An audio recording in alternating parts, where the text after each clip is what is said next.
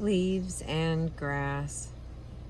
Science, out of decorum or disinterest, has not definitively explained Pump's mad wriggling in a funky spot of grass. The odor may be of a dog she's interested in, or of a dog she recognizes, or it may be the remnants of a dead animal, rolled in not so much to conceal her own smell as enjoyed for its sumptuous bouquet. We respond pithily and with soap by giving our dogs frequent baths. My neighborhood has not only its fill of dog groomers, but is visited by a mobile grooming van that will come to your home to pick up, suds, fluff, and otherwise de-dog your dog for you. I'm sympathetic to owners who have a lower tolerance for detritus and dust around their homes than I do. A well-walked, thoroughly played-out dog is an efficient spreader of dirt. But we deprive our dogs of something by bathing them. So much, to say nothing of our culture's over-enthusiastic cleaning of our own homes, including our dog's bedding. What smells clean to us is the smell of artificial chemical clean, something expressly non-biological. The mildest fragrance that cleansers come in is still an olfactory insult to a dog. And although we might like a visually clean space, a place rid entirely of organic smells would be an impoverished one for dogs. Better to keep the occasional well-worn t-shirt around and not scrub the floors for a while. The dog himself does not have any drive to be what we would call clean. It is no wonder that the dog follows his bath by hightailing it to roll vigorously on the rug or in the grass. We deprive dogs of an important part of their identity, temporarily, to bathe them in coconut lavender shampoo. Similarly, recent research found that when we give dogs antibiotics excessively, their body odor changes, temporarily wreaking havoc with the social information they normally emit. We can be alert to this while still using these medications appropriately. So too with the laughable Elizabethan collar, an enormous cone collar typically used to prevent a dog from chewing at stitches, closing a wound. It is useful to prevent self-mutilation, but consider all the ordinary interactive behavior it prevents. Looking away from an aggressive dog, seeing someone's loping approach from the side, the ability to reach and sniff another dog's rump. Pity the urban dog subjected to the remnants of an old society-wide terror that odors themselves caused disease. Urban planning shifted in the 18th and 19th centuries toward elaborate deodorization of cities, paving streets and replacing dirt paths with concrete to trap odors. In Manhattan, it even prompted a grid-based street system that it was thought would encourage odors to race out of the city to the rivers instead of settling into pleasant nooks and alleys. This surely reduces the dog's possible enjoyment of the smells inside the crevices of every fallen leaf and blade of grass paved over. Brambish and Brunky. I used to be fooled by Pump's motionless posture when we sat outside together.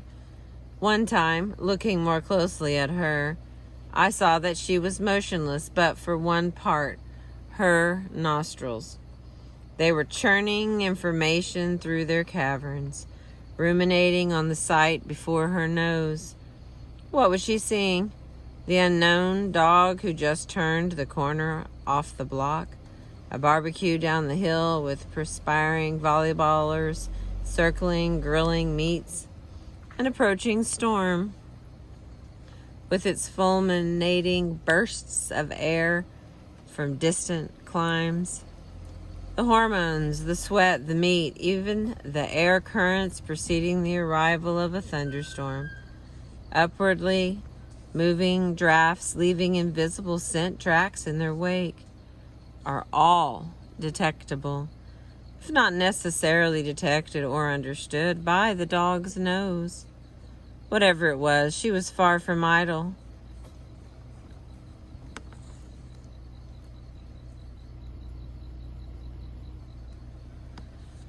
Whatever it was, she was far from the idle creature she'd seemed to be. Knowing the importance of odor in a dog's world changed the way I thought about Pump's merry greeting of a visitor in my house by heading directly for his groin. The genitals, along with the mouth and the armpits, are truly good sources of information. To disallow this greeting is tantamount to blindfolding yourself when you open the door to a stranger. Since my guest may be less keen on the dog's umwelt, though I advise visitors to proffer a hand, undoubtedly fragrant, or kneel and let their head or trunk be sniffed instead. Similarly, it is peculiarly human to chastise a dog for greeting a new dog in the neighborhood by smelling his rump. Our distaste for the notion of rump smelling as a human social practice is irrelevant. For dogs, by all means, the closer the better. Dogs will communicate to each other if they are uninterested in being so intimately examined. Interference may agitate one or both of them. To understand the dog's umwelt, then we must think of objects, people, emotions, even times of day, as having distinctive odors. That we have so few words for smells restricts our imagination of the brambish, brunky diversity that exists. Perhaps a dog can detect what a poet evokes: the brilliant smell of water, the brave smell of a stone, the smell of dew and thunder, and definitely the old bones buried under. Probably not all smells are good smells. As there is visual pollution, so is there olfactory pollution. Definitely, those who see smells must remember in smells too.